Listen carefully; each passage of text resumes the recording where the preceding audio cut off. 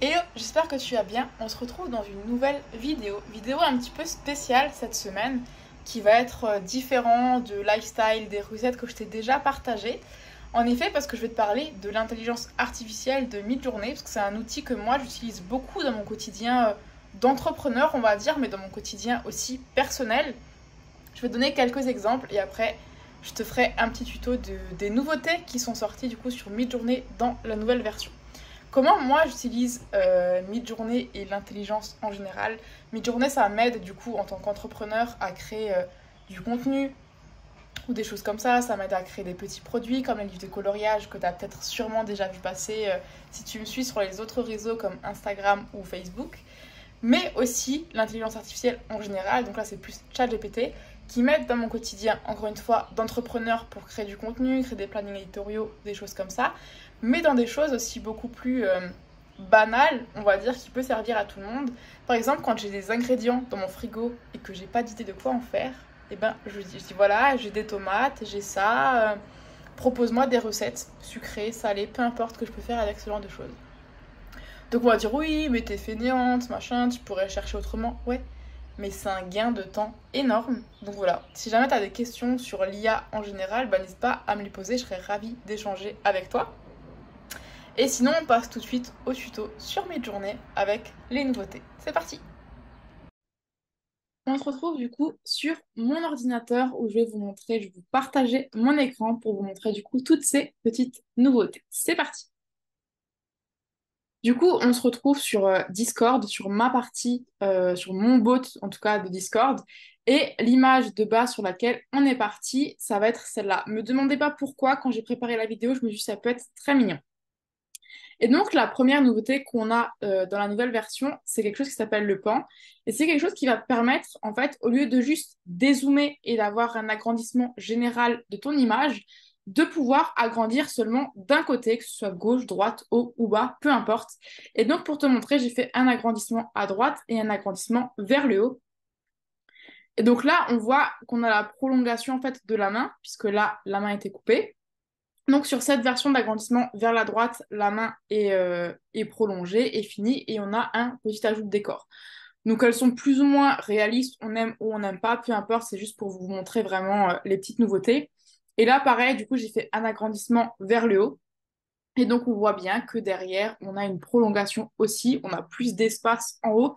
Alors là, je l'ai juste cliqué dessus, j'ai fait aucune consigne ou quoi que ce soit.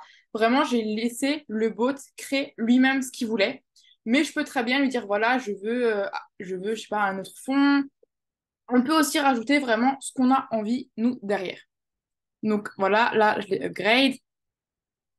Une autre nouvelle nouveauté qui existe, enfin en tout cas qui est dans la nouvelle version, c'est la possibilité de passer plus rapidement en mode fast ou relax. En fait, tout simplement avec les deux traits du 6, fast ou relax, il n'y a plus besoin de faire le trait, setting et aller chercher là-bas dedans. Tu as juste en fait à rajouter fast ou relax à la fin de ton prompt et voilà, c'est fait. Autre nouveauté aussi, c'est la partie weird qui va te créer des scènes qui sont décalées. Donc ça, c'est vraiment, c'est que sur les versions 5, 5.1, 5.2, enfin peu importe. Et donc les valeurs que tu peux utiliser sont entre 0 et 3000. Je t'ai fait une petite démo, donc je suis partie sur le même style, enfin le même prompt en fait qu'avant. Le truc, c'est d'avoir le bébé éléphant dans la paume d'une main. Et donc là, j'ai mis 50 tout simplement pour vraiment faire un petit truc. On voit que ça reste réaliste. Il y a peut-être celle-là, la U4, enfin la 4, qui est un petit peu bizarre. Mais le reste, ça reste quand même relativement normal, on va dire. C'est pas trop décalé ou quoi que ce soit. Là, j'ai repris exactement le même prompt, mais je l'ai mis en 1000, pardon. On voit que ça commence à devenir un peu bizarre, décalé. Celle-là, elle reste réaliste, mais il est plus du tout dans la paume de la main. Celui-là, il commence, on voit que c'est un style différent. Ensuite, je l'ai fait avec 2000, tout simplement. Et là, on voit effectivement que ça commence à être un peu bizarre, décalé et tout.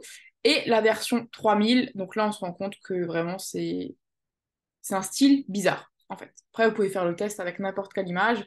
Mais voilà, ça crée des choses un petit peu décalées. Le niveau de stylize a aussi augmenté. Et ce qui fait que du coup, si tu veux avoir une photo qui est belle et qui est décalée, Midjourney, en fait, te conseille d'avoir la même ref sur le Stylize et sur le Word. Et donc, tout simplement, là, j'ai refait un test avec, on garde toujours le même prompt parce que ça aide vraiment à voir les différentes choses. Et donc, j'ai mis le Word à 1000 et le Stylize à 1000. Et on voit du coup que ça reste des petites images plutôt mignonnes. Vraiment, donc là, j'agrandis pour que tu vois un peu plus. Voilà. Moi, je trouve ça plutôt mignon, surtout la première. Voilà, je trouve ça trop kiki. Bref, voilà. Autre chose aussi qu'il y a en nouveauté, c'est le Describe qui a été amélioré. Donc, je sais pas si tu l'avais déjà utilisé avant ou pas, mais tu sais, tu avais du coup quatre propositions de description de l'image. Donc là, encore une fois, j'ai gardé la même image. Et en fait, du coup, si tu voulais générer des photos à partir de ça, il fallait que tu cliques un, 2, 3, 4. Et si tu voulais en fait générer les quatre, il fallait à chaque fois que tu cliques un petit peu partout. Là, maintenant, l'avantage, c'est que tu peux Imagine All. Donc, tu gagnes, entre guillemets, que quelques secondes. Mais si c'est un truc que tu utilises régulièrement, ben voilà, tu peux gagner quelques secondes là-dessus. Ensuite, on a aussi un nouveau mode qui est le mode turbo. Donc, en fait, que tu peux activer soit en mettant les deux traits et turbo, soit aller dans les settings. Donc ouais, le mode turbo, du coup, il va 4 fois plus vite, mais il consomme aussi 2 fois plus de crédit. Donc ça dépend ce que tu veux faire et si c'est vraiment intéressant de le prendre ou non. Autre nouveauté aussi, le plan de paiement, parce que forcément, il y a des nouveautés. Donc au niveau du plan de paiement, il y a une nouveauté aussi. Et c'est le méga plan, du coup, qui est à 120 dollars par mois. Donc tu as plus d'heures, tu as le mode turbo qui est illimité, donc tu as des petites nouveautés comme ça. Pour pouvoir du coup changer de plan de paiement, bah, il te suffit du coup de mettre ton petit trait et le subscribe. On ne jugera pas mon accent anglais, s'il vous plaît. Mais donc voilà, et donc il suffit de taper ça dans, dans le message et du coup ça fait que tu auras tout simplement les différents plans que tu pourras choisir si jamais tu veux souscrire. Autre chose aussi qu'on a appris, c'est que la V6 devrait sortir fin juillet en théorie, donc rien de sûr, mais voilà. Il y aura sûrement une V5.3, et donc ce serait la dernière V5 qu'on aurait avant la V6. Et on a aussi appris que la V7 et la V8, qui viendront progressivement aussi, donc pas tout de suite, mais ça viendra, devraient proposer plus que 4 images par prompt. Parce que voilà, donc si tu utilises Midjourney, tu sais que on a tout le temps des grilles comme ça de 4 images qui sont proposées. Mais donc voilà, potentiellement la V7 et la V8, on aura 6 ou 8, ce qui fait du coup que tu auras beaucoup plus de propositions d'un coup. Donc ça va être vraiment chouette. Tu n'auras pas besoin de régénérer avec tes petites flèches pour avoir 8 propositions par exemple pour voir différentes choses.